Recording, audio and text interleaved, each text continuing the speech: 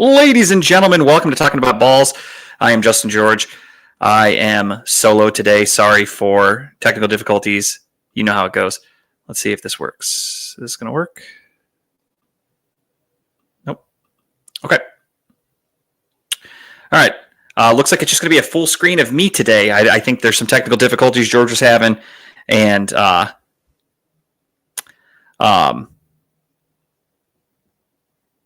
sorry. Had to text George back. I didn't realize I was going solo today to the last minute. So really quickly, I'll fill you all in. Been a busy week for everybody. Just trying to get a quick show in today just to talk. Obviously, the Browns season's getting close to an end. There's only 3 games left. Playoffs are heating up. You know, lots of shit to talk about. So let's talk about it. So thoughts and prayers out there for Kyle. Everybody out there in the world. He's having some. I don't want to spill anything, not my business, but he's still dealing with repercussions from his car accident. So that's why he's not with us today. So all good. Hopefully everything's okay with him, and we hope to have him back soon. George is picking up his kid and some friends or something. He's going to a basketball thing. I don't remember. Is that how you do it? Does this work? Let's try it. Oh, okay, there we go. I don't know. George messaged me earlier, said none of the backgrounds were working. I didn't really know what I was in for today. So here we go. All right, sorry. So with that being said, we're here. We're live. Been a fucking busy week. Been a busy week for me. Let's start with last Thursday. Last Thursday, we had a nice little snowstorm here in Northeast Ohio. It was pretty good, pretty decent storm. And all of a sudden, Friday morning rolls around. I go to work. Everything's cool. My wife goes to work. Her mom is watching Teddy on Friday like she always does. And all of a sudden, my phone starts going off. It says, someone's been spotted in your driveway. I'm thinking, okay. And 99% of the time, that's Amazon. So I'm like, all right, whatever. It's Amazon. I look, I see it's a regular SUV and just some guy walking to my front door. I'm like, what the fuck is this? So I click, I listen, and he goes, hey, I just noticed there's a red truck backing out across the street. It hit your mailbox, knocked it over, and then just drove away. He's like, I'm really sorry I didn't get the license plate, but I saw the red truck come out of that driveway. So I'm listening to this and I'm going, God damn it. So I look at my camera, I see my mailbox is knocked over, and I'm like, all right. I'm not a neighborly person. I'm not rude by any stretch of the imagination. I don't go out of my way to introduce myself to people. I don't care. I know that sounds rude, but even though I just said I'm not a rude person, I just don't go out of my way to introduce myself. That's not my style. If somebody comes and talks to me, cool, I can have a conversation with anybody. I don't go out of my way to meet people. That's just never been my thing. I don't care about that. So I've barely met any of my neighbors. I've talked to the ones, if you're looking at my house, which people watching probably don't even know what my house looks like, but if you look to the left, I've talked to them. The one to the right, she's kind of newer. I've said hello to her a couple times in passing. And then the ones across the street, I have technically 3 across the street. The ones to the left, I've given a wave. One straight ahead, I've given a wave. And the ones to the right, I've given a little bit of a wave and a nod. So that is the extent of me talking to my neighbors. So I hear the guy says a red truck backed into it, then he drove away. And I'm like, fuck, I don't really know. Have I ever seen a red truck at their house? I don't pay attention. I don't care. I'm not a nosy neighbor. I don't give a shit about anything around me. So I was thinking about it all day. I'm like, man, what the fuck? And I'm freaking out. Not seriously, but I'm at work and I'm like, shit, what am I going to do? Like, now I don't have a mailbox. And I was just show you how lazy I am. I was more so annoyed because my first thought was, fuck, I'm going to have to put in a fucking mailbox. Like, I don't want to do that at all. I'm very lazy. So I start Googling. I'm like, what do I do? I'm like, I Google specific. I'm like, my neighbor knocked over my mailbox. What do I do? And everything on it is basically like, you have to file a police report, blah, blah, blah. I'm like, I don't want to do that for a fucking mailbox that I also didn't see. My camera didn't pick up the guy hitting it. It just showed after the fact. My cameras my streets or my driveway's pretty long to get to the street. So I don't have my camera set up to get all of that because it would just be all day getting cars driving by. It would be like motion detected. I don't want that. So we cut it down a little bit and it missed the mailbox getting knocked over. So I have no evidence that this guy knocked it over other than a nice, good Samaritan coming to my house and saying, hey, this truck knocked it over. So I have no proof, no evidence, nothing. So I'm like, fuck, what am I going to do? And again, I couldn't even think of a red truck. Honest to God, I've seen some other vehicles from them. They have like an SUV, and I've seen some other shit, but I've never noticed a truck. So I didn't think anything of it at first. I was like, I'm trying to think. And then I get home from work. I've been Googling all day. Like, what am I going to do? What am I going to do? And finally, I had a couple people tell me, and they said, talk to the city. Tell the city a plow knocked it over, which is fair. I never saw my mailbox go down. I have no evidence of what happened other than a random guy just going like, hey, that guy hit it. So I get home from work and I'm like, fuck, what am I going to do? I see it. Mailbox is knocked over. I'm looking at it. I'm like, shit. It's destroyed. The wood that it was connected to was destroyed. I would have had to like redo the whole thing, dig it back in, pain in the dick. I'm kind of patient. I'm giving my neighbors across the street some time to come by. All of a sudden, I look out my window and I go, oh shit, there's a red truck parked in their driveway. Sure enough, their house kind of swings back. So their driveway is very long and it curves to get to their house, and it's hidden by some trees. So I've never really noticed all the vehicles that they have. But now that it's wintertime, there's not as many leaves. I look over and I go, oh shit, they absolutely have a red truck in the driveway. And then I watch the guy back out of the driveway in his truck. And I'm standing there. I run out to my front door. And ironically enough, he pulls up to his mailbox to get his mail. I literally open up the door and I just go, nothing. I yelled across the street at him, and then he just drove away. I don't know if he didn't hear me or what, but he drove away. But I did yell towards his truck. So at that point, that's when I realized, okay, this guy's not coming over here to apologize, not taking any accountability, nothing. So I'm like, what do I do? So again, some people had texted me and messaged me and said, just call the city and say that it got knocked over by a plow. They usually give you a new mailbox. And again, I don't have proof that this guy knocked over the mailbox. It was just a good Samaritan telling me that. I have no evidence, nothing. So I do just that. I call the city of Strongsville and I just say, hey, got home from work. My mailbox is knocked over in my yard. I'm like, I don't know what happened. All I can think is that maybe a plow hit it. And I was honest. I said, I did not see anything. I was at work. Next thing I know, wake up Saturday morning, Tara looks out the window and goes, oh, they put it on the left. I'm like, what? And she goes, we have a new mailbox, but it's on the other side of our driveway, which I'm okay with. That means it's no longer in danger of getting hit by the neighbor across the street, because we have their driveway backs up to where our mailbox was. And then there's not another mailbox for like 50 yards or driveway. I'm sorry. There's not another driveway for like 50 yards. So great. Now it's in a good spot. I'm cool with it. The city came by. Shout out to the city of Strongsville. They replaced my mailbox and we're back in business. But the funniest part of that story is that happened last Friday. It's Wednesday. And I'm not bullshitting you. About 2 hours ago on the nose, I'm giving Teddy some raspberries and yogurt sitting with her at the kitchen table. And my front doorbell goes off. I'm like, what the fuck? Someone's been spotted at your door. Like, who the hell is this? I open up the door. Hey, how can I help you?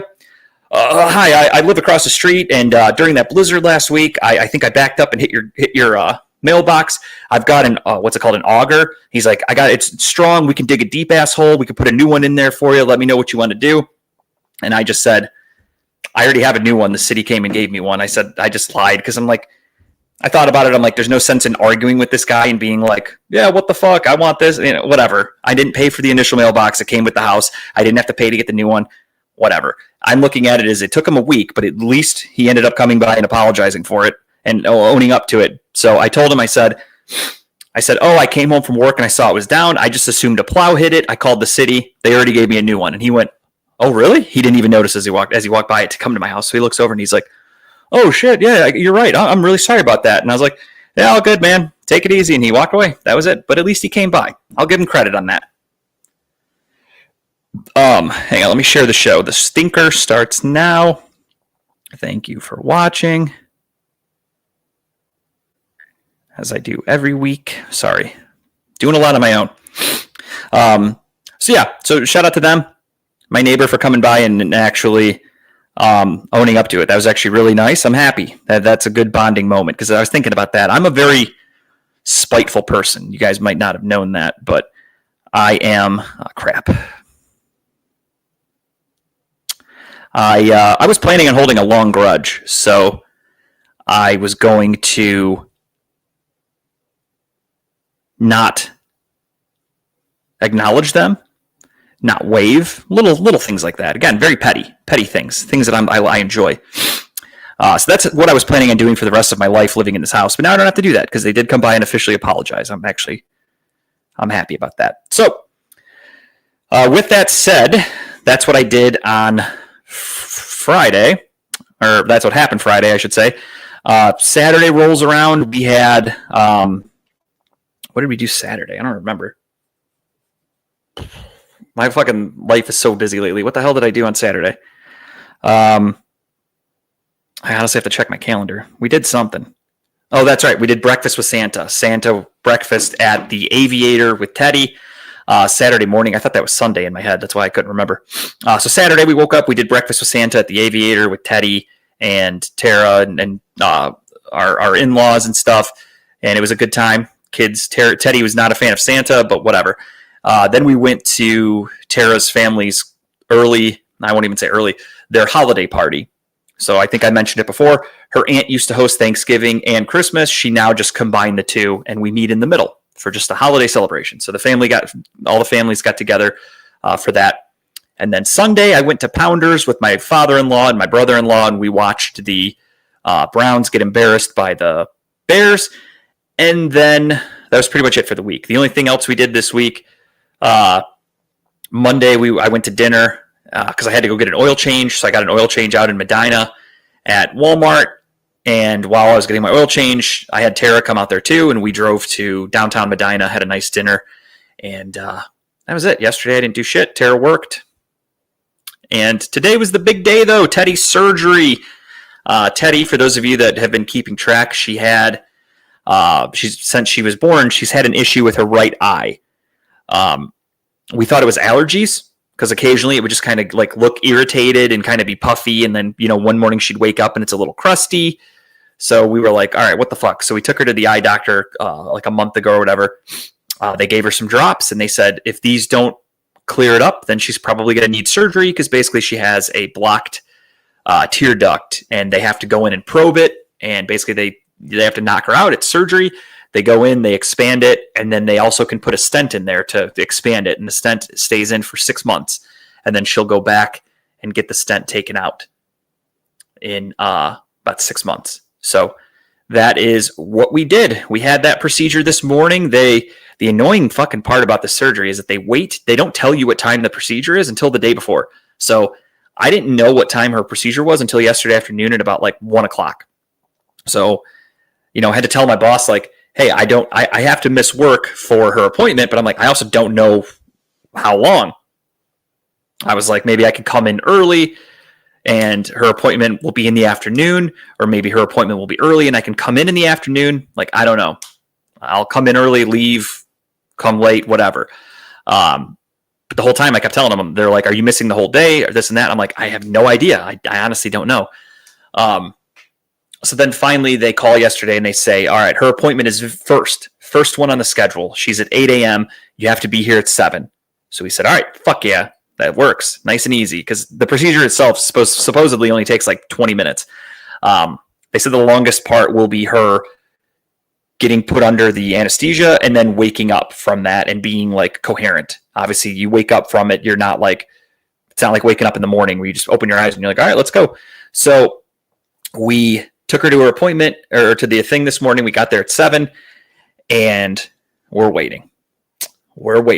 They call us back. All right, cool. Here we go. It's go time. We go to the back. They're like, all right, we have to do all these tests. They're like, check her blood pressure, like regular shit, prep work. They do all that. We're laying there. They're like, all right, change her out of her clothes, put her in the gown, and we're waiting. Doctor comes by. All right, hey, I'm with the anesthesiologist team or anesthesiology, whatever it's called. He's like, I'm going to tell you what we're doing. Okay, cool. Thank you. Sounds good. All right, hey, I'm the doctor performing the surgery. I'm his assistant. Here's what we're going to be doing. But the doctor will come and talk to you guys. All right, sounds great. All right, hey, I'm also with anesthesiology, and here's some more information about it. We're like, okay, we get the gist. Then all of a sudden, the first doctor comes back and he's like, "Hey, has the surgeon come by and talked to you yet?" "No." "Okay, well, he'll be by any minute now." "All right, sounds good." Okay, then another nurse or doctor comes by. "Hey, is the surgeon come and talk to you yet?" "No." "All right, well, he should be here in like 15 minutes. Okay, sounds good. No rush. 20 minutes later. "Did he come by?" "Nope." "Oh, any minute." And so next thing you know, it's like fucking 9:30 or something like that at this point. We've been sitting back there for like an hour at least. Luckily, they have this. I don't know what it was, but I need a jug of it for her. They had this medicine that they gave her that basically was just, all he said was it was going to relax her.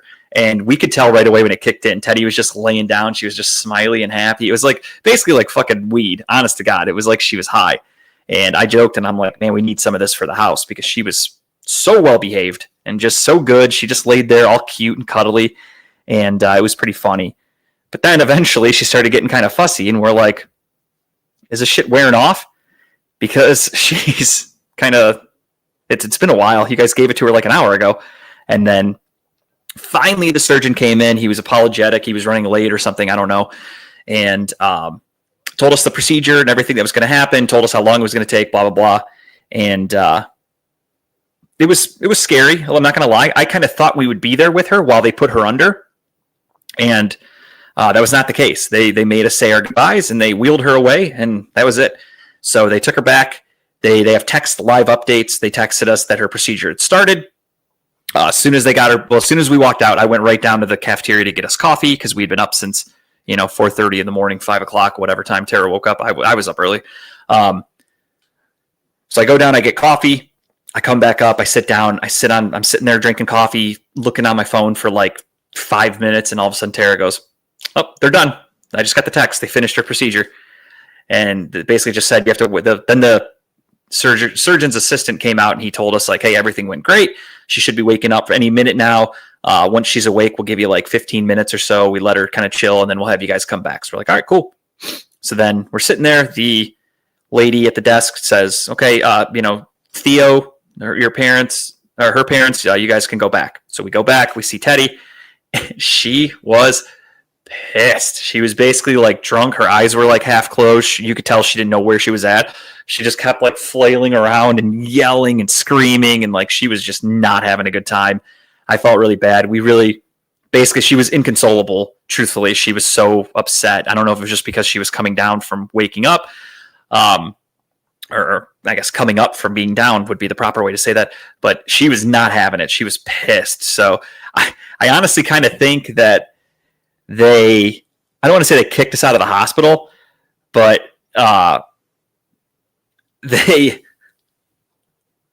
normally, like they were telling us that like when she wakes up, you're gonna have to chill for a little bit, and they want to make sure that she drinks and she's like normal, and then they let you leave. She was going so fucking ballistic in the pediatric area. No other kid was yelling or doing anything. And again, she couldn't control it. She's a good. You guys know Teddy. If you guys actually, any of you guys out there know her, she's a really good kid. Never yells. We've taken her to fucking million restaurants, and people come up to us all the time, and they're like, "Is she always like this?" We're like, "Yeah, she's chill as fuck." But she was pissed. So she's throwing a fit. She's going crazy. She's just yelling, wouldn't drink anything, throwing her pacifier. Like literally she was trying to rip the fucking sensor off her foot. I think she still had her, the needle in her foot for the IV, and she was ripping that or trying to pull that out. Like it was a whole thing. So yeah, I think they kind of got like sick of us, even though, kind of shitty because she's a baby. And they were just like, "All right, I'm going to talk to the surgeon and see, or whoever. I'm going to talk to them and see if, you guys can head out now."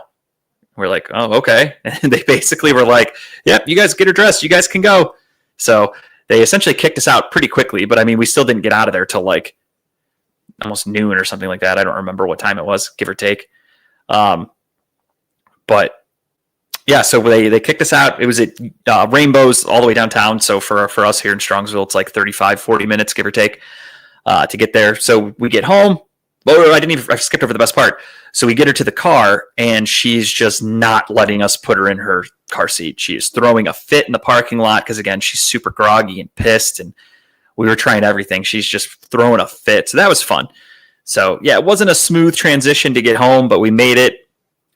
And then we got home and, we're all tired. We'd been up since 5 o'clock. Unfortunately, we had to wake Teddy up early too. So she's extra tired being knocked out and shit. So we come home, we give her a little lunch, and then we put her down for a nap. And then she woke up. She's been really good. So they did tell us that she would be fine after everything, but we let her sleep for a long time. She napped till almost 4 o'clock. So took a very long nap. She's probably very tired. I think Tara's putting her to bed right now. But it was an interesting day. I feel bad for the kid. She's a trooper, and she was tough as nails. And we had a successful surgery. It is what it is.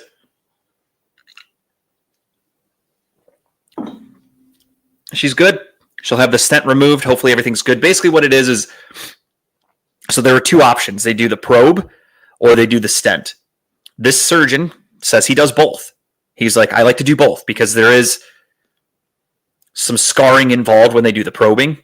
And he's, even though it's like an 85 to 90% success, there's still that slim chance that it can close up again.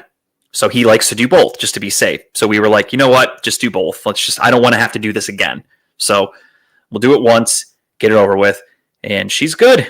Again, she came home. You wouldn't even notice there's anything wrong now. She's just, the only thing you can tell is they had to take a surgical marker and they had to write over her, they had to draw like over her right eye so they know which eye to properly do the procedure on. And it was a surgical marker. So we tried to wipe it off. We really couldn't get it all the way off. So she has a little mark on her forehead still, but whatever. It'll come off in the bath tomorrow. And other than that, you wouldn't even tell she had surgery today. So that was the cool thing. She's been running around the house this afternoon. She's back to normal. So all good in the surgical front. It was cool. It's scary as a parent. You got those bad thoughts. You're just thinking like anything can happen. Anything can happen, and you just don't want it to happen to you. So happy everything worked out. She's good to go. With that being said, George did message me earlier and said I won't have a lot of my things, so I am just going to go through it. I'm also, truthfully, I'm doing a kind of a quicker episode. I was expecting to have George and or Kyle today, and I don't, which is fine. I didn't know till like an hour before. That's my fault. It was a busy day. Teddy having her surgery, I wasn't really active, and I completely missed George telling me that he wasn't able to be on the show with me today. I completely missed that. I got here and I messaged him and I'm like, am I alone? Like, where are you? And he's like, yeah. I said I had to pick my son up. And I said, okay. And the Kyle news, I just found out, again, he's having some issues. I don't want to get into what he's going through, but I just found out about it 2 hours ago. So didn't have a lot of time to prep for being solo. But I am tired as hell. I did fuck up last week, and I thought the Floor season finale was last week. It's this week. I know that's not an excuse to cut the show short, but I do want to watch the Floor, and I'm tired. So I'd like to end the show roughly 9-ish. I know I say that every week. Excuse me. But I mean it this time. I mean it. So, with that being said, let's do a quick update of the Browns game. Again, I don't have a Browns picture here, so we'll just talk about it like this. Browns faced the Bears on Sunday. They got embarrassed. And they got killed. I mean, let's call it like it is. The Browns' offense was anemic. They have no run game. Their passing game was terrible. Shedeur Sanders threw, I think, 3 interceptions. He looked terrible. There are fans out there that are like, well, the one to Jerry Jeudy wasn't his fault. And that's where I'm so sick of it. I feel bad for Shedeur Sanders. I truthfully do. I have nothing against the kid. I was very open and honest. I didn't think any of the QBs in this draft class were good. Cam Ward, Jackson Dart, Shedeur Sanders, Dylan Gabriel, etc. I look at this draft class and I said, no, I don't want any of these quarterbacks. There's not a single one in this class that even slightly gets me excited. Not one. And that's because I actually scout. As lame as that sounds, I actually do that. I watch the quarterbacks and I don't stat watch. I don't look at them and go, like, there are stupid people out there that I don't even bother arguing with because they just go, he was the most accurate college quarterback. He's the best. And then the same thing with people comparing Shedeur to Fernando Mendoza, for instance. Excuse me. So, we'll get to it. Fernando Mendoza won the Heisman over the weekend. So there are stupid people out there that are just comparing Fernando Mendoza's stats for this year to Shedeur Sanders, and that's their way of going, Shedeur's better. Look at the numbers. He's better. That's not how you scout a quarterback when you're coming in from college to the pros. The way you do that is by I really don't even pay attention. I mean, sure, if they throw for a ton of interceptions and their completion percentage is terrible, those are things that are alarming. A la Anthony Richardson. Anthony Richardson had a horrible completion percentage as a passer, and he still was a top 5 draft pick in the NFL. And guess what? He came to the NFL and he's terrible. He got replaced. 1, B, he's allowed to come back to practice after his injury from this season, and they're still going to stick with Phillip Rivers. That tells you all you need to know about Anthony Richardson. His completion percentage is terrible. So some things you can't coach. He was another guy that I absolutely hated in the draft, and I thought, there's no fucking way he's going to go top 5. He's a bum. The Colts made that mistake, so that's what they get. But back to what I was saying with Shedeur, or the draft class in 2025 in general, I hated all of them. I thought they all sucked. And I don't look at the box score. Again, if you actually go through and you look at the most accurate college quarterbacks in history, about 99% of them did not have NFL careers, and they were bad in the NFL. If they did, there's a couple of anomalies. I think Joe Burrow and Baker Mayfield are on the list of actual people that have had success in the NFL. If you look at the rest of the list, it's a lot of bad quarterbacks. Like Colt McCoy is on that list. Would you consider Colt McCoy a franchise quarterback? No, he was a 3rd-round pick. He was a bum in Cleveland. He was a journeyman backup. He was never a good quarterback. And then I don't even remember the rest of the list off the top of my head, but there are a lot of bums. They're not good. So looking at college stats doesn't mean a player is going to be good in the NFL. What you're supposed to look at, which is how I scout, is the player's arm strength. Can they make a throw at all levels? Can they make the short, the intermediate, and the long throws? That's step 1. Can they do all those throws? From there, you work in. If they can do all those throws, you go, okay, this guy has something to work with. What else can we look at? You look at their footwork in the pocket. Can they sense a rush? Do they know how to step up in the pocket? Do they keep their feet grounded when they throw, or do they get kind of crazy? A lot of guys like to try to run and like throw on one foot, or they do. You see these things. And what tends to happen if you're watching a football game, whether it be college, whether it be NFL, etc., a lot of times when you see a quarterback throw an interception or make a really bad play, they'll show the highlight and they'll go, oh, look at him. He threw it off his back foot. He didn't get his feet planted here, because they have poor footwork. So that's another thing you need to look at. Another thing you kind of want to look at, this is where it starts to get a little more technical, how they release the football. Do they have a high release? Is it a low release? Do they throw it kind of sidearm? Those are important things to look at. You want a guy with a nice high release that's going to get it over the defenders jumping up. It's just a better way to throw the football. So you look at things like that. It also affects their accuracies. There are some quarterbacks out there that can make it work, like Bernie Kosar. Bernie Kosar could kind of throw the ball anyway. Bernie would throw it up high. He'd throw sidearm. He could do whatever to get the ball in there. Not every quarterback can do that. Some quarterbacks that can't pick if they want to throw it high, sidearm, whatever, tend to be bad. They tend to be bad quarterbacks because their mechanics are shitty. If you watch a Major League Baseball pitcher, watch a pitcher. The good ones have the same fucking routine. They literally stand in the same spot. They do the same if they need to, I know it doesn't affect their pitching, but it's just the mannerisms. They touch their hat the same way every time. Then they do the same exact thing. Their arm release is at the same point. If you watch a baseball game and they show a pitcher and they show a guy who can throw, 100-mile-an-hour fastball, an 80-something-mile-an-hour changeup, really good speed differentials, and they confuse the batter, they'll show their pitch-by-pitch thing, and their arms almost look identical, and that's what confuses the batter. You're not showing, okay, when he moves his arm this way, he's throwing a slider. When he moves it this way, it's a fastball. When a football quarterback needs to do the same kind of thing. You want your arm to be the exact same motion every time that you can, because that's what leads to consistency. And that's what baseball pitchers do in baseball. So little things like that. I don't want to nerd out with you guys, but those are just minor things, a handful of things that I look at when I'm scouting a quarterback. And from there, I can kind of tell, okay, this guy has a shot at being good in the NFL. Now, I watched guys last year. I watched Cam Ward. Cam Ward did not have good pocket awareness. Cam Ward panicked in the pocket. He made really questionable throws. He did that in the NFL this year. Remember week 2 when he threw that ball across the field, which is a huge no-no across his body. He's running right, and he threw the ball all the way to the left. It was caught for a touchdown. And at the time, everyone was trying to show that it was this great play. And they're like, oh, Cam Ward's so good. Look at how good he is. That's a horrible fucking decision. Most quarterbacks don't make that play unless you're Patrick Mahomes. He got away with it once and has yet to do it again because it's not something you can consistently do as a quarterback unless you're really fucking good like Patrick Mahomes. Cam Ward has not had a good rookie season. I don't think Cam Ward's a good quarterback. I don't think he'll be the franchise quarterback of the Titans. Don't get me wrong. Just because they keep a guy, that doesn't necessarily make him a franchise quarterback. There's a lot of people out there that are like, oh, you said this guy was going to be bad, like Kyler Murray. Like, oh, look at Kyler Murray. He got a second contract. Would you consider Kyler Murray a franchise quarterback or Tua? Like guys like that? No, they're fucking bad. You can tell if a guy's bad. Some teams just don't know when to let go.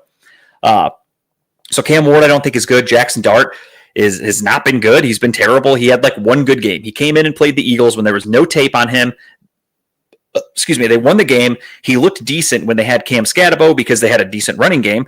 And now Jackson Dart has to pass, and he's getting crushed. He's had like 4 concussions this year, 2 concussions, whatever. The Giants haven't won a game since. They've been terrible. I don't like this QB class at all. I hate it. The fact that we took 2 in the worst QB class that I can remember in years is infuriating. And the fact that we took Shedeur Sanders is infuriating only because of his fans. Again, this is what I was getting to when I started this. I feel bad for the kid.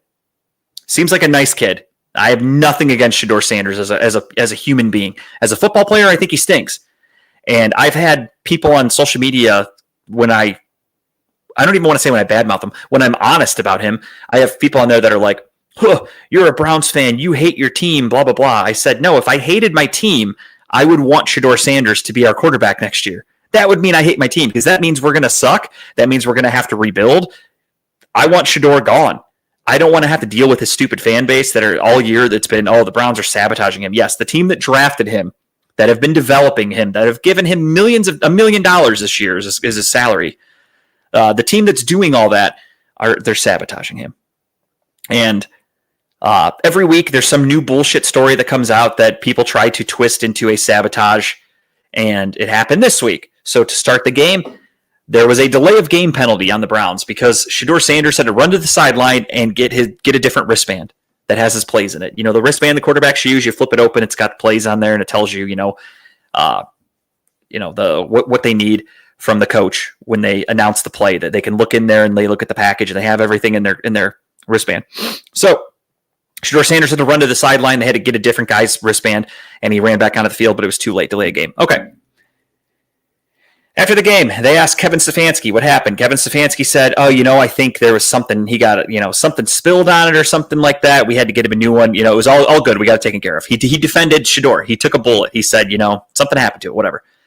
Then Shedeur tells the story and says, yeah, one of my pages fell out, and I was out there and I didn't have one of the pages. So then the next day they asked, so that happened Sunday. And immediately after the game, the weird Shedeur people all go crazy and they all start going, oh, they sabotaged him. They sent him out there with the wrong wristband and they didn't give him the right plays and this and that. Then they ask on Monday, they say, Kevin, yesterday you told us that, maybe something happened with the play sheet. Shedeur said he lost it. What's the real story? Basically, people were like, you guys gave us 2 different stories. And Kevin was honest. And Kevin just goes, yeah, there was a page missing from Shedeur's book and it fell out. And, he's like, luckily we have Dylan and Bailey have their wristbands, so it was an easy swap, whatever. I've never heard of that. In my life of watching football, I've seen quarterbacks with the plays on the wrist, the wristband, and I've never heard of a player's pages falling out. So Shedeur somehow managed to get his pages out, or missing one. I don't know what happened. And again, they're trying to say that the Browns set him up for failure. They sent him out there with the wrong play sheets. That's the Browns' fault. Has nothing to do with Shedeur, even though Shedeur admitted himself that somehow his pages came out and he didn't notice it till he went onto the field. Kind of his fault. Just saying. But the amount of people that every week are just making up stories to say the Browns are sabotaging a guy who they're working with, they're developing, they're putting him out there to play every week, they're paying him, they're sabotaging him. Okay. Shedeur was terrible, threw 3 interceptions. Again, his QB rating is terrible. If you look at if you look at just the metrics, he is out of quarterbacks that have taken, at least 165 snaps, which he has, he is rated 44 out of 44. And in every category, he is 44th out of 44, except for one. I think there's one, I forgot which one, but in one of the categories, he's 43rd out of 44. So there's one category where he's not dead last. Every other one, he's dead last. He's the worst quarterback in football, truthfully. And there are people out there that are defending him tooth and nail and saying that it's everyone else's fault. And that's just so fucking bizarre to me. I don't get it.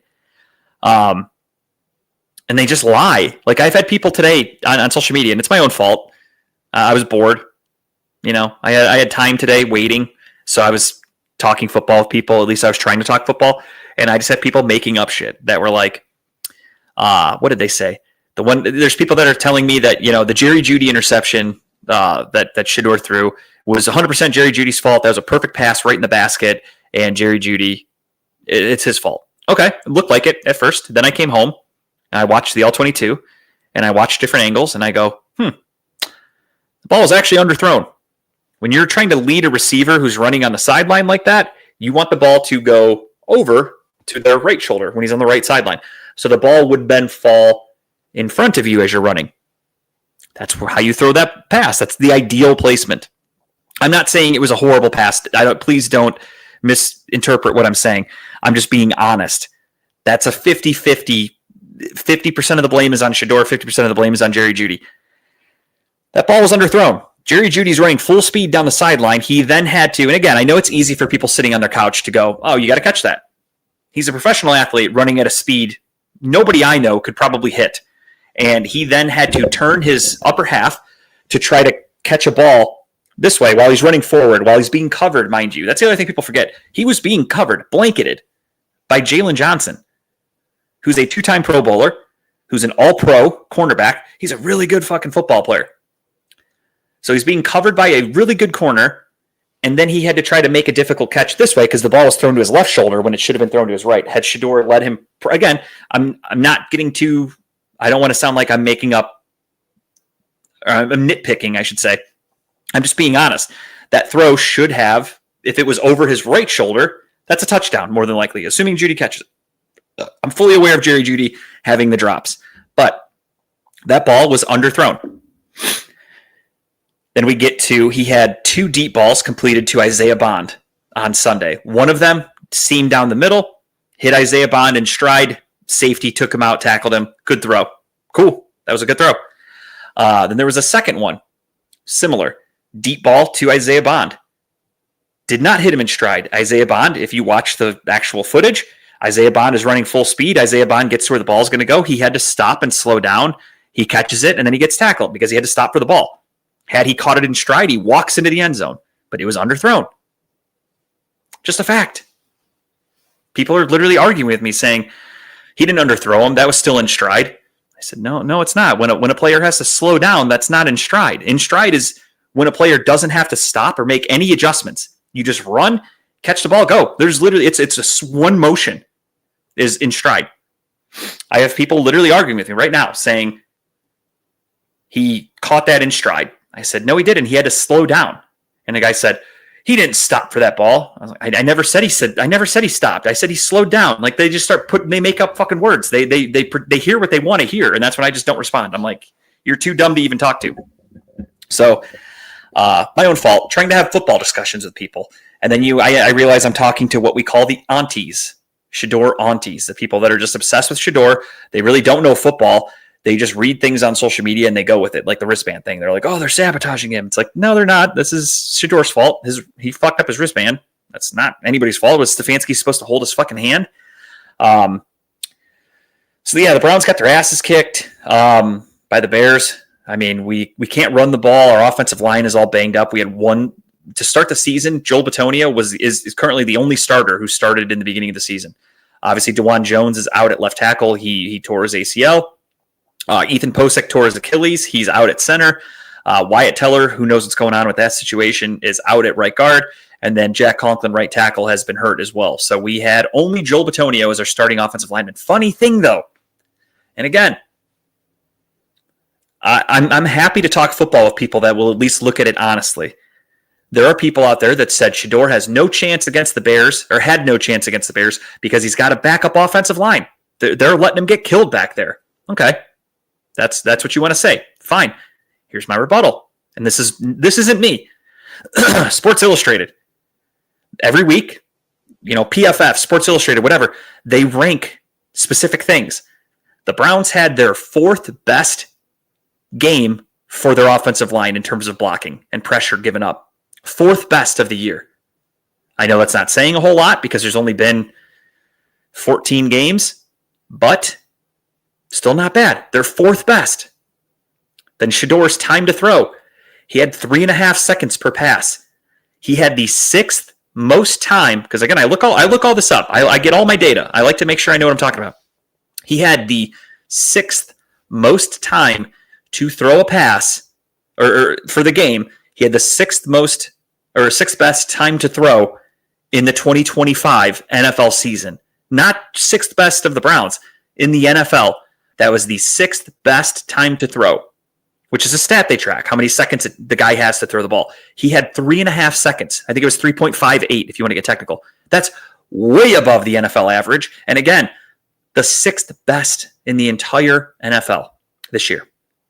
So people say he has no time. The offensive line's terrible. No, Shedeur just holds the ball too long and can't read a defense, and he makes bad decisions. These are exactly the issues I said he had coming out of college, and he's just showing them on a bigger scale right now. Yes, the Jerry Jeudy interception, we'll give that credit 50-50. I'll give half to Shedeur for the underthrow, half to Jeudy for not making the catch, because at the end of the day, he is an NFL wide receiver, and I'm not the kind of guy that just says if it touches your hand, catch it. I understand that there's a guy against you, the defense. That guy gets paid a lot of money and is expected to do his job as well. So I can't just sit here and go, no, if it touches your hand, you catch it. But had Shedeur thrown the ball over his right shoulder, it's a walk-in touchdown for Jerry Jeudy, assuming he catches it. He didn't. He underthrew it. Jeudy had to try to turn his body, catch the ball, while Jalen Johnson's ripping for the ball, and Jalen Johnson came away with the football. Simple as that. Not a great throw by Sanders. Not a great catch attempt by Jeudy. Interception, 50-50. His other two interceptions were just dog shit passes. No one to blame. He took multiple sacks that were over like 5 seconds long. He just holds the ball too long. He runs around, tries to make plays, and he doesn't know what he's doing.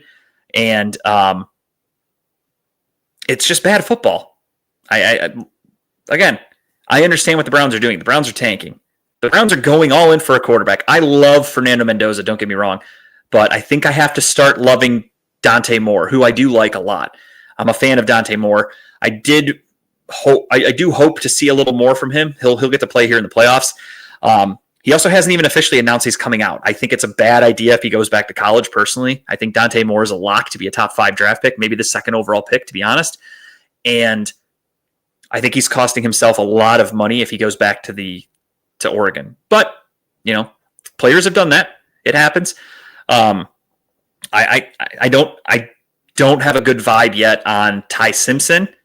I'll be honest with that. I haven't watched a lot of Alabama games. I've seen highlights and stuff like that, but I haven't really broken down Ty Simpson because I also don't think he's coming out. I think he's going to stay in college. I haven't really spent a lot of time on him. Assuming he comes out, though, I will do my due diligence. But as of right now, for me, it's Fernando Mendoza 1, Dante Moore 2, and then the field. I think those are really your only 2 legitimate starting quarterbacks for the NFL. And, that's even if they both come out. I mean, Mendoza, I think, is only a sophomore. Maybe, or he's a redshirt sophomore, so he could go back if he wants to. I don't remember if he's redshirted or not, but he's draft eligible, but I don't know if he will. I think he will. I mean, for all intents and purposes, I think he's the number 1 overall pick, and it's not even debatable. So if he comes out this year, he's the number 1 pick. I kind of feel like you don't go back to school. He'll more than likely be a Las Vegas Raider, which is a shame. I love Fernando Mendoza. I'd really like him to come to Cleveland, but you can only play the cards you're dealt. So we'll talk draft quarterbacks in the future. I don't need to waste my time on it tonight. But Shedeur looked terrible against the Bears. Browns got their asses kicked. Again, Shedeur is, and the metrics speaking, he's the worst quarterback in the NFL. And it's really not close. So for people out there that want to argue, you can argue with a wall. I know what I see. I don't need to convince some non-football knowing idiot on Twitter that Shedeur's a bad quarterback. I'll let the professionals deal with that. Let's recap the week that was, though. On Thursday Night Football, the Falcons beat the Buccaneers, Tampa Bake. Baker Mayfield throws a costly interception late in the fourth quarter. Kind of what Baker does. They lose the game. Bears win 31-3. Again, even for the people out there that hate Shedeur Sanders and love Dillon Gabriel, that love Dillon Gabriel, or I'm sorry, why can't I get that right? I'm reading, that's why. For the people out there that love Shedeur and hate Dillon Gabriel, the Browns have never scored 3 points in a game this year with Dillon Gabriel. Just wanted to throw that little nugget out there. Ravens win 24-0 over the Bengals. Bengals are garbage. They're 4-10. They're officially eliminated. Joe Burrow is likely going to quit football or retire. I really don't know. He is not happy. The Chargers eliminate the Chiefs. The Chiefs lose 16-13. Even if they won, their playoff chances are over because they lose. Patrick Mahomes tears his ACL, and he's expected to miss 9 months. I've never heard of this, but literally 24 hours after his injury, he had surgery on his ACL. I've never heard of that. It's always been you have to wait till the swelling goes down, etc. That's what happened with Tara. But Patrick Mahomes had the surgery the next night. He went to Texas, and he had his procedure. And again, he's expected to have a 9-month window to resume football. The Bills win a really fun one, 35-31 over the Patriots. Bills, of course, coming to Cleveland this week. Not good for the Browns. The Commanders win 29-21 over the New York Football Giants. I took the Giants last week. I kind of thought they could win this one, but they stink. Eagles beat the Raiders 31-0. Kenny Pickett played. I think Kenny Pickett, if you deduct the yards from his actual passing yards, if you deduct the sack yards he had 35 total yards, I think, give or take, was the outcome. Not good. The Jacksonville Jaguars continue beating up on the gauntlet of teams they have to face in the NFL. They win 48-20 over the Jets. In the last 2 months, there are people out there that are like, are the Jags legit? They're so good, blah, blah, blah. I actually looked at their information or their schedule. Over the last 2 months, the Jets have played the Raiders. They've played the Cardinals. They've played the Colts. There's another one in there that I'm forgetting, but they've had some shit opponents. So they've played I'm going to click. Let me look here. Give me 1 second. Bear with me. Over the last month, 2 months, give or take, they have played. There it is. They've played the Raiders. They've played the Cardinals. They've played the Titans. They played the Colts without Daniel Jones and without Sauce Gardner. And then they just played the New York Jets. So they have had an easy fucking schedule. They end the season with the Broncos this Sunday, which should be a good game. Then the Colts again with Phillip Rivers. And then the Titans again. So take that for what you will. The Jacksonville Jaguars, are they real? I don't think so. But it sucks because they're going to win games. They're probably going to go to the playoffs. So that's annoying for our draft pick. But, assumingly, let's get them eliminated in the first round. Texans beat the Cardinals 40-20. The Texans are 1 game away from the Jags. So if the Texans keep winning, they could possibly win the division, but it's not going to be easy. Broncos win 34-26. Speaking of Patrick Mahomes tearing his ACL, Micah Parsons tears his ACL as well. So he is done. Packers are going to make the playoffs, and the Packers are going to be without Micah Parsons, which is a huge blow for them. Panthers lose to the Saints 20-17 in a week where the Panthers get that W. Could have gone to sole possession of first place in the division over the Buccaneers because the Buccaneers lost on Thursday. They blow it. And Tyler Shuck has a clutch drive at the end, and they kick the game-winning field goal. The Niners beat the Titans 37-24. Seahawks beat Phillip Rivers and the Colts in a field goal fest 18-16. That game was ugly as shit.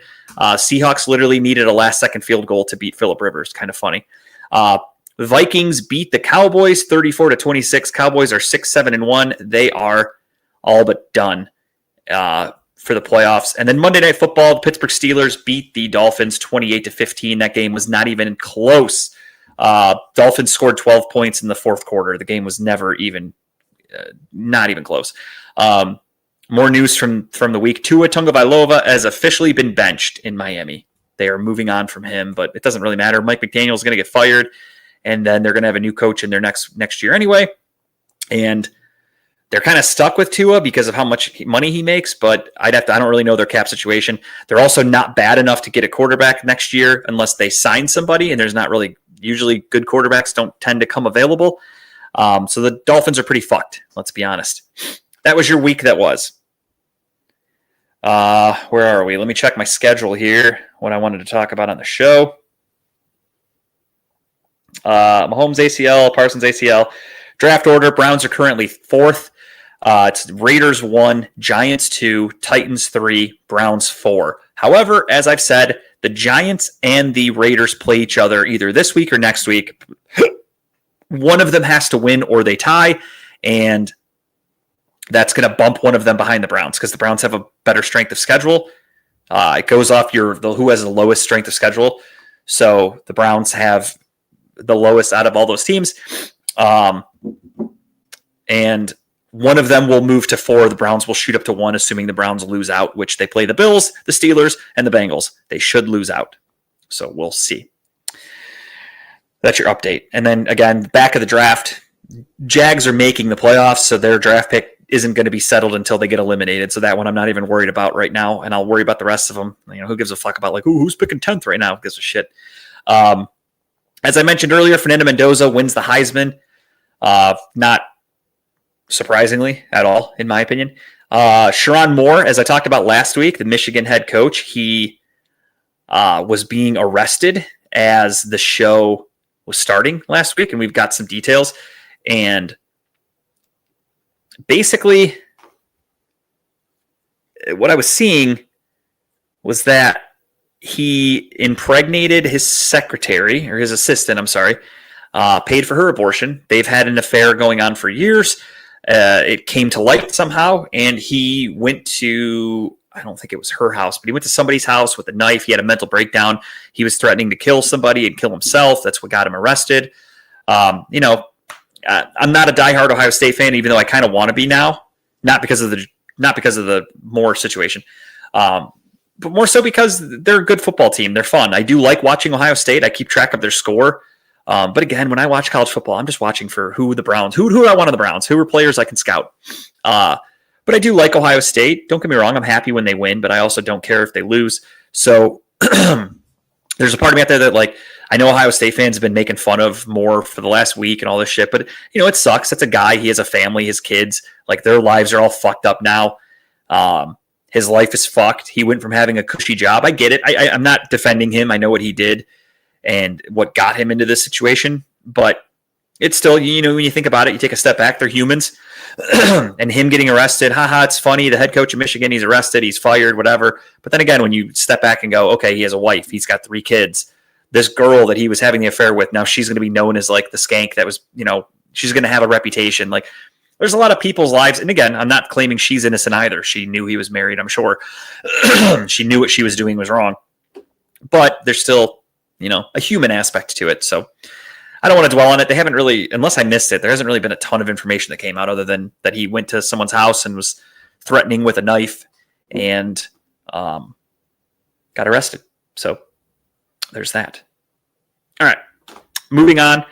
I wanted to quickly talk about the Cavs. Cavs stink. I don't know what to tell you.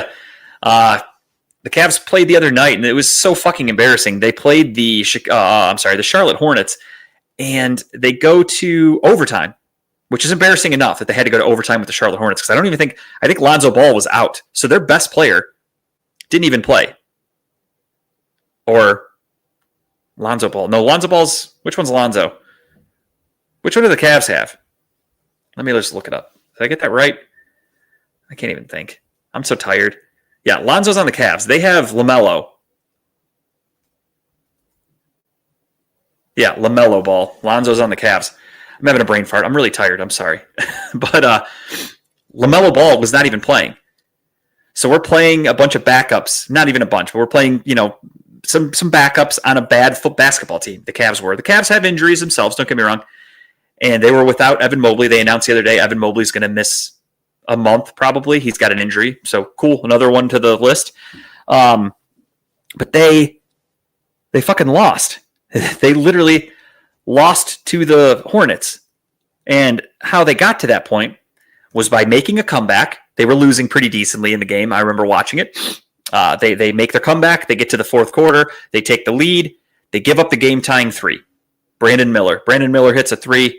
It's going to send the game to overtime. Okay. I think it was 112 to 112. Goes to overtime. All right, cool. Win it in OT, Cavs. You guys have all the momentum. Cavs get to OT. They scored 0 points. They played a 5-minute quarter in overtime. Cavs scored 0 points in that 5-minute quarter, and they lost to the Hornets.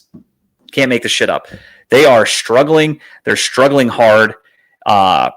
It's frustrating, but at the same time, I do understand why it's happening, and that's because the Cavs are banged up. The Cavs are really fucking banged up. We have no – Jared Allen just came back in that game, so he was kind of in a minutes restriction.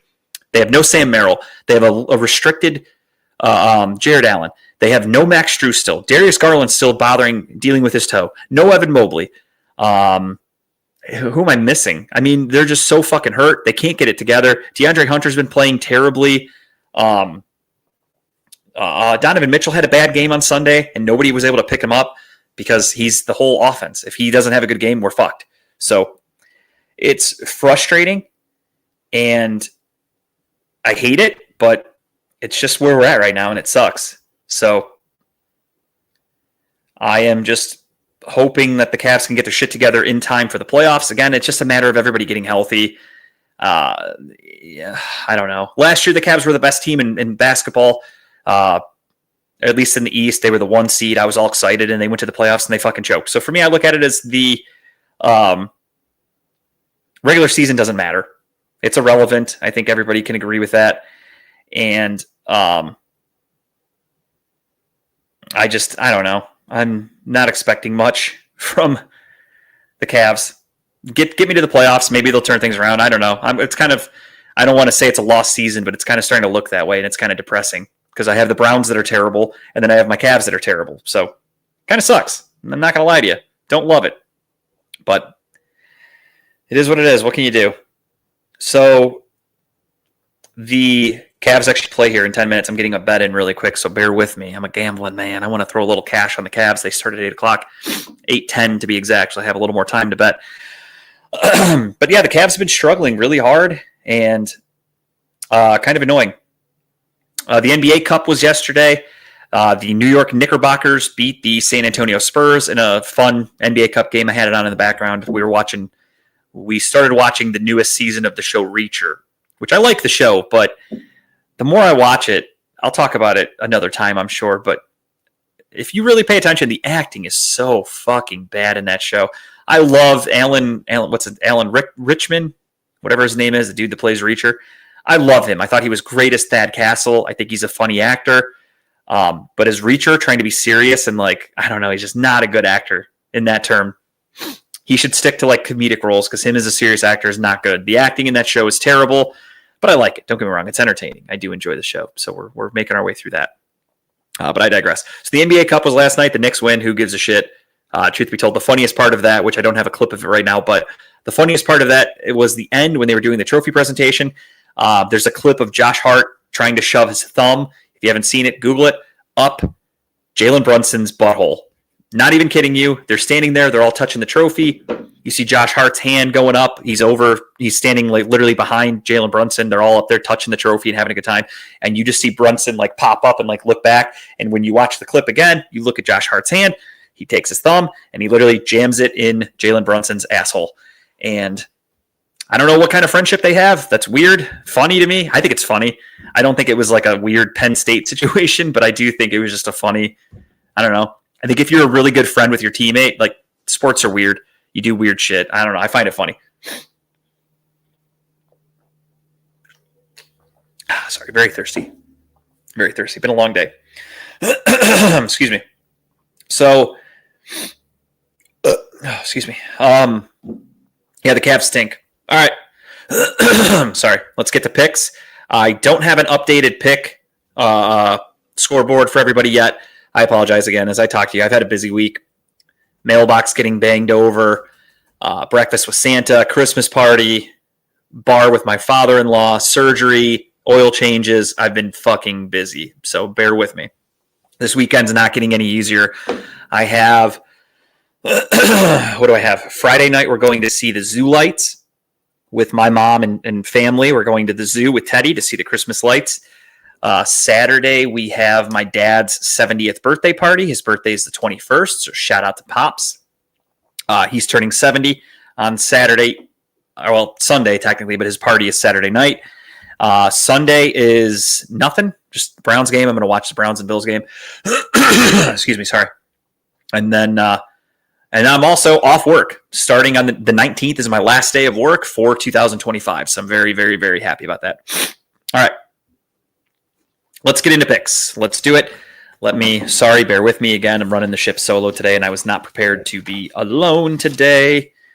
So we are going to get to week 16 of the NFL. It's crazy to think about that we're already here. Like, the Browns only have 3 games left. That's sad. I get so fucking excited for the season to start every year.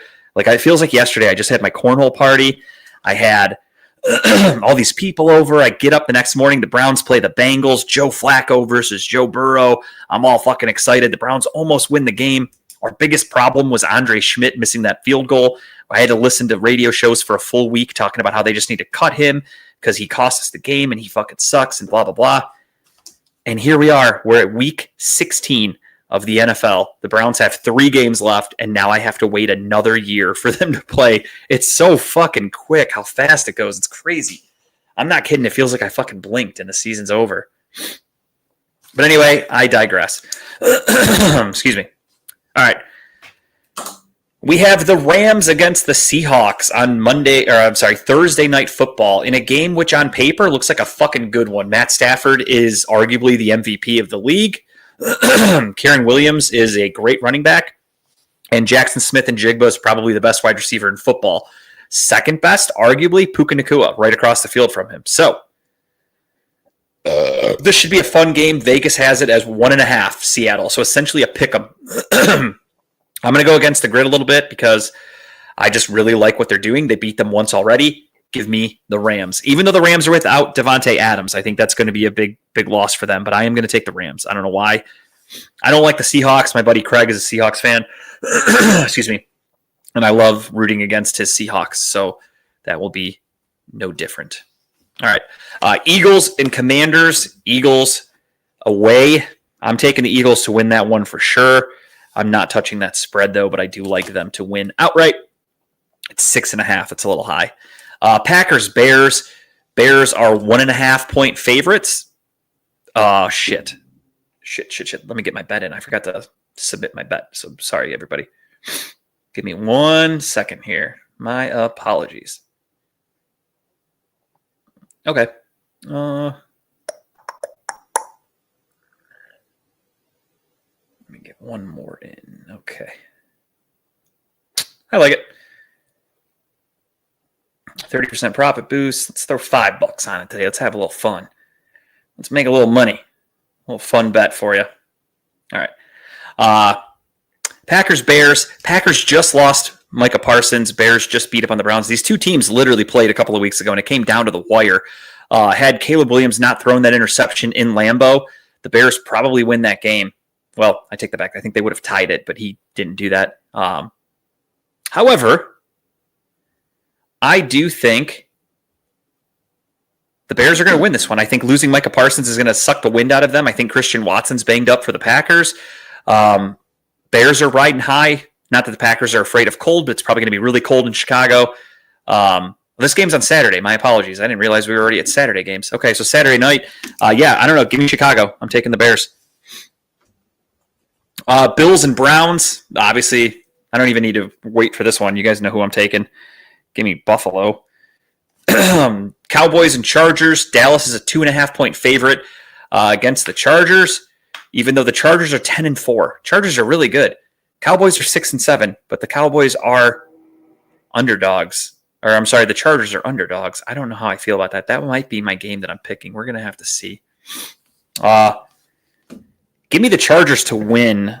I don't know. I like them. I kind of like their points. Let me wait, though. Yeah, let's do it. Let's go plus 2.5. I'm going to do that right now. If I find something I like later, I will change it, but I do like that. Chiefs and Titans. As I said earlier, Patrick Mahomes is hurt. It is Gardner Minshew. As a Browns fan, I'm rooting for the Titans. I need them to win to let the Browns go up even higher because I kind of feel like it's going to end Raiders, Titans, Browns. That'll be your 1, 2, 3 draft order. And if the Browns want Dante Moore, which if he comes out, more than likely that's who they're going to want, they are going to have to trade with the Titans to get him. Moving up one spot shouldn't cost you a lot, maybe like a 3rd round pick or something like that. But I don't even want to have to do that. So I hope the Titans win. I'm really rooting for the Titans against Gardner Minshew, but I do think Gardner Minshew is good enough to win a game. I think the Chiefs' defense is good enough to shut down Cam Ward, and I think the Chiefs are still going to find a way to win. So give me, what do I got? Is that Georgie? Georgie, boy, I heard some noises. I'm on another page, so I was wondering, I thought my headphones were taking a shit. No, I heard you talking picks. I was like, oh crap. Yeah, I mentioned earlier in the show I'm doing a quicker show because I thought last week was the finale for the floor. It's not, and obviously I've been up since 5 a.m. for Teddy's surgery, so I'm exhausted. So I was like, I'm going to do a quick show, hopefully be done by about 8 o'clock, which I'm right on pace, and I'm going to call it a night. So we're doing picks. I am currently, if you want to catch up with me here, I'm on the ESPN page. And I am at the Chiefs and Titans. So if you want to give me your picks here in a second to catch up to that, we can rip through the rest together. But I am going to take the Chiefs in this game. Yeah, even though Mahomes is out for the season with that ACL tear, it's still Tennessee. So, exactly. Yeah. All right. Then I'll go back to the top for you here, George. We can rip through these to get you caught up. Thursday Night Football, Rams and Seahawks. Who do you got? Seahawks. I'm going to take the Hawks on this one. I took the Rams. I just, after watching the Seahawks struggle to keep up or struggle to pull away, I should say, from Phillip Rivers, I think on a short week, give me the potential MVP of Matt Stafford. I will take him. So next up, Saturday games, we have the 5 o'clock game, Philly at Washington. Yeah, these are easy. Philly. Kind of figured. Yeah. And then I went with Chicago. I assume you as well? Yes, absolutely. Yeah, that Micah Parsons injury is a killer, and Christian Watson as well. Mm-hmm. I already went ahead and just wrote Buffalo for all of us, so I feel like that's safe. Yep.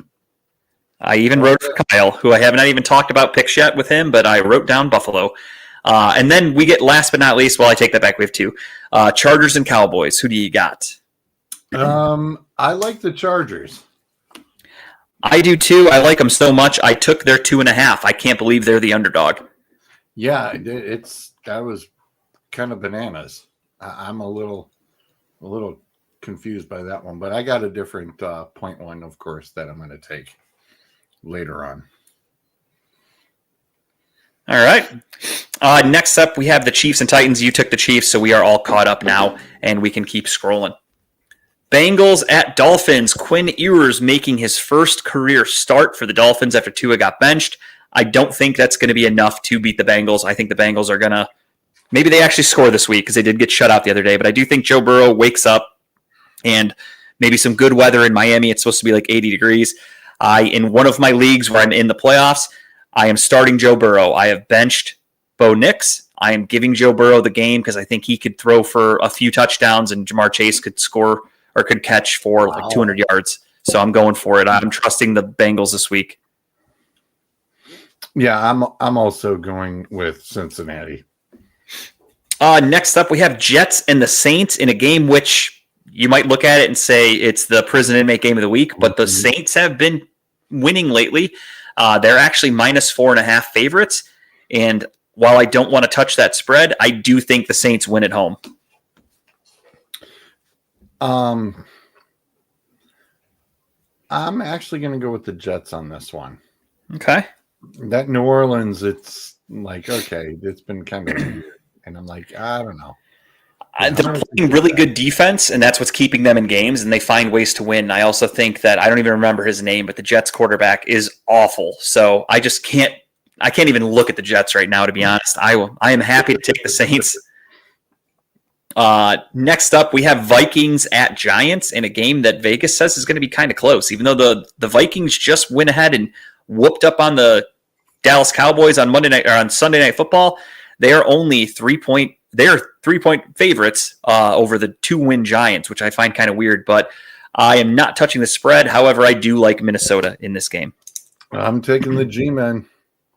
I mean, don't get me wrong. As I said earlier with the Titans, I am rooting for the Titans, the Giants, and the Raiders more than I'm rooting for any other team in football. But I don't think they're going to be able to pull it out this week. I would love it, but I don't think so. So you're taking the Giants, though. I hope. I'm taking the Giants. I think I was going to say I believe in Mr. Dart.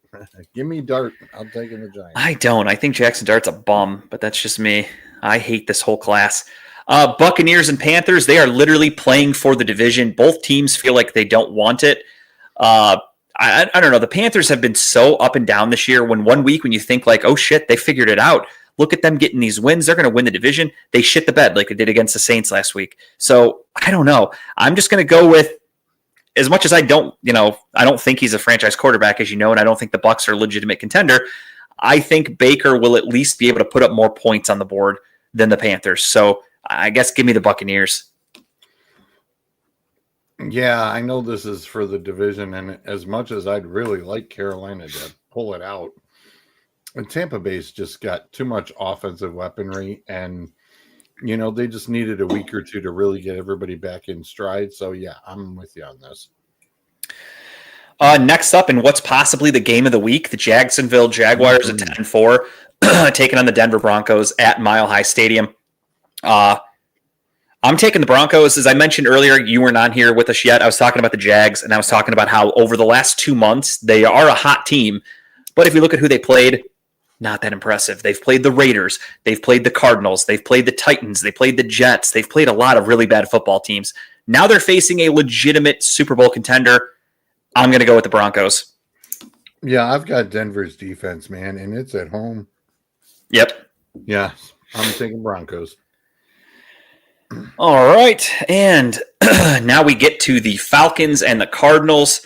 Falcons look like a pretty decent team with Kirk Cousins. The Cardinals are struggling. They're kind of, in my opinion, it looks like they're tanking, which is fair. If I were the Cardinals, I would too. You have nothing to play for it. At 3 wins, why fuck up your draft positioning?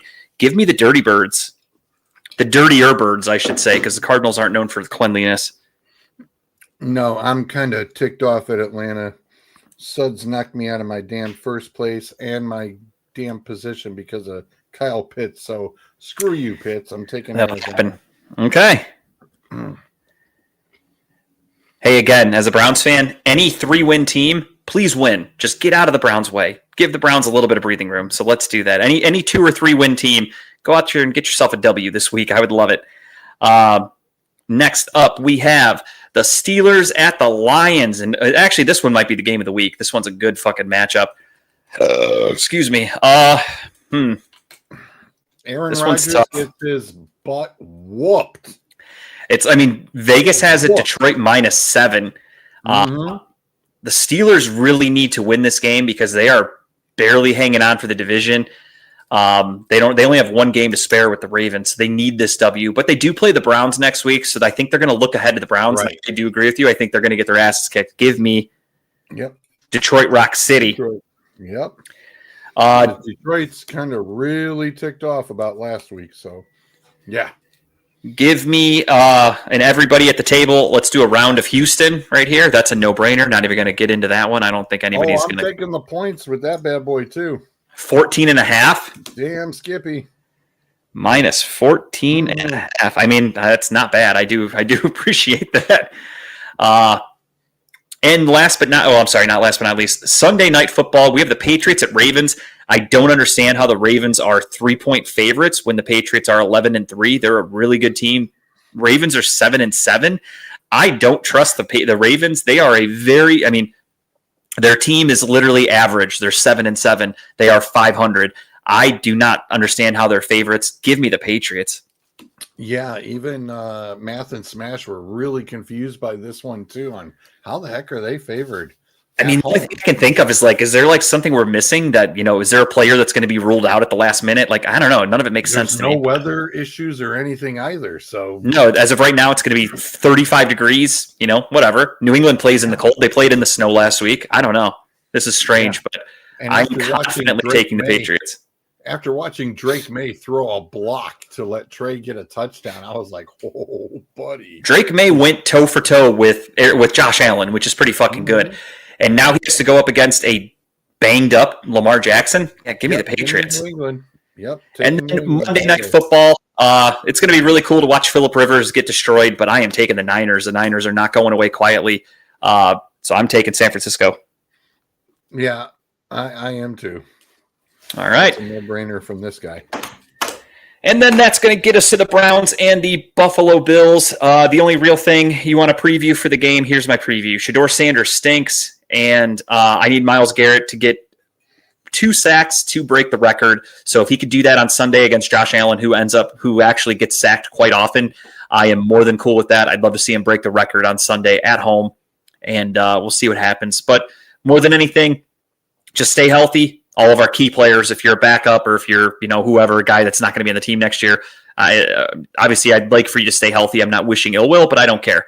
Myles Garrett, Denzel Ward, Carson Schlesinger, guys like that, just stay healthy, please. That's all I ask. Quinshon Judkins, Harold Fannin, etc. That's it for my preview for the Browns. Go out there, please lose. Do it embarrassingly. Shedeur, play terribly. I don't even have to tell you that. You do it anyway.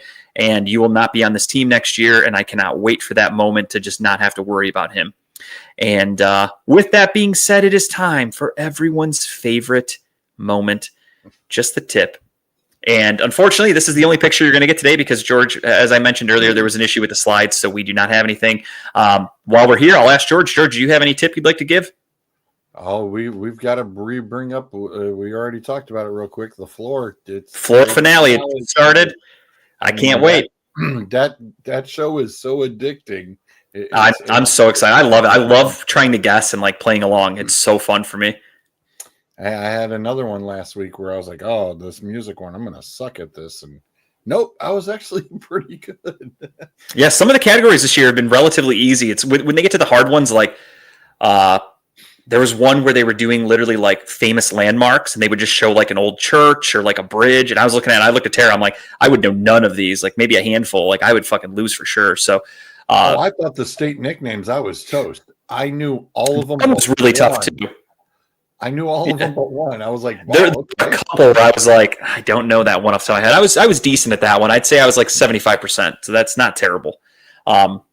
So George's tip is, of course, watch the finale of The Floor, the season finale. I know I will be as soon as I log off of here. And my tip is a book I just finished. It is the Allen Iverson autobiography. It is called Misunderstood.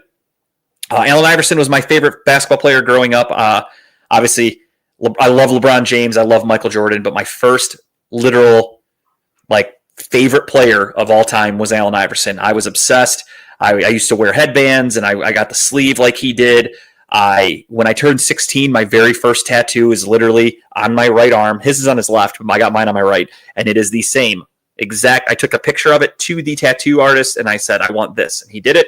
It says only the strong survive. It's got the cross going through my arm. I am not a religious person at all, but I have a cross tattooed on me because of Allen Iverson. That's how much I love that guy. It was my very first tattoo when I was 16 years old. So favorite basketball player of all time. And his book was really good. It basically shows the one thing I didn't like about it was it covered so much more of his childhood than it did his professional career. So he did have a crazy childhood. He grew up in the projects in Virginia and had a rough upbringing for sure. Did get that arrest when he was a sophomore or junior in, was he a junior or senior? I think he was a junior in high school. He was arrested in a bowling alley brawl that he maintains his innocence in, but the judge was, they claim, racist and locked him up. So he then got released, was able to continue his basketball career, went to, of course, Gonzaga Georgetown. I was thinking of a G college. I got that wrong. But he went to Georgetown, and he was drafted number 1 overall by the 76ers in 1996. He went on to win the MVP in the year 2000, took the Sixers to the finals, did not win it, came up short. But honestly, he's a Hall of Famer, one of the best basketball players of all time. I love Allen Iverson. His book was great. And I hope he writes a part 2 that goes into more detail about his NBA career, because I'm not going to lie, the NBA career part was pretty short. It didn't go into a lot of detail. I feel like he's got way better stories to talk about as a professional basketball player than he really let on in the book. But that also could be a situation of NDA type situation of there's only so much he can tell without outing a lot of people for doing bad things. So I don't know. Maybe he'll write a part 2, but if not, part 1 was really good. I enjoyed reading about it and his life. So check it out. And that is going to do it for talking about balls. As I said earlier, Kyle is dealing with some issues from his car accident. So, wish him the best. Hopefully he can be back with us soon. And hopefully everything he's going through today is all good. I don't want to speak on behalf of him. I'll let him tell everybody when he's ready. So we'll see what happens. Keeping him in my thoughts. Hopefully everything works out for him. With that being said, everybody, go Bills. We'll talk to everybody next week. And hopefully we have a good finale of the floor to talk about, George and myself. So we'll talk to you then. Next week will be Christmas Eve. We'll figure out what time we're going to go on, because as of this point, I kind of feel like Kyle's not going to be with us for a while, and that's more than okay. I told him earlier, he felt bad. He was like, hey, I'm really sorry. I'm sure you want to kick me off the show at this point. And I said, dude, your health comes first. Your health comes first. I don't care about the show. I can do the show without you when I need to. I'd love to have you back whenever, but if you're not available, I can do the show alone. I can talk. You guys know that. I have no problem filling an hour or two with my own stupid thoughts. So no problem. I can set you up. I know I will be working here, but I'll be at the desk the whole time, so it's not a big deal. Okay, so, excellent. And yeah, I mean, I'm assuming Kyle won't be available next week, so I'm off work. This Friday, as soon as I clock out at 3:30, I am done until January 5th. So I can hop on and do a show whenever next week. If I have to do one early and we just pre-record it, play it later, whatever, we'll figure it out. So yeah, because I will be gone as of, I believe, 5 o'clock. So okay. For my festivities. So yeah, if you want to do something during the day, I can kick you on live. No big deal. All right, we'll figure it out as we go. I can wing it. We'll figure out how everything works out. We'll schedule it as we go. But with that being said, everybody, we'll talk to you next week, 7 o'clock. Thank you for watching. Cleveland, that was for you.